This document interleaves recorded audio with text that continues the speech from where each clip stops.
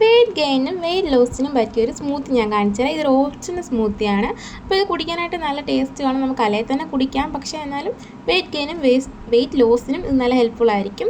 അപ്പോൾ ഞാൻ എടുക്കുന്നത് സഫോളയുടെ ഓട്സ് ആണ്. അപ്പോൾ ഒരു 5 ടേബിൾ സ്പൂൺ എടുത്തിട്ട് അത് കുറച്ച് വെള്ളത്തിൽ കുതിരാൻ വേണ്ടി വെക്കുന്നുണ്ട്. അത് കുതിർന്ന് വന്ന് കഴിയുമ്പോഴത്തേക്ക് ഒരു മിക്സിയുടെ ജാറിലേക്ക് അതിട്ട് കൊടുക്കുന്നുണ്ട്. അതിന് ശേഷം 5 ടേബിൾ സ്പൂൺ പഞ്ചസാരയും കൂടെ അതിനകത്തേക്ക് ചേർത്ത് കൊടുക്കുന്നുണ്ട്. പിന്നെ ഒരു ഏത്തയ്ക്ക മതി, അത് നല്ല രീതിയിലൊന്ന് അരിഞ്ഞ് അതിനകത്തേക്ക് ചേർത്ത് കൊടുക്കുന്നുണ്ട്. പിന്നെ നമ്മൾ 5 രൂപയുടെ ഒരു ബൂസ്റ്റിൻ്റെ പാക്കറ്റ് അതിനകത്തേക്ക് ചേർത്ത് കൊടുത്തിട്ട് നല്ല രീതിയിൽ മിക്സിയിൽ തരികളൊന്നും ഇല്ലാതെ അടിച്ചെടുക്കുന്നുണ്ട്.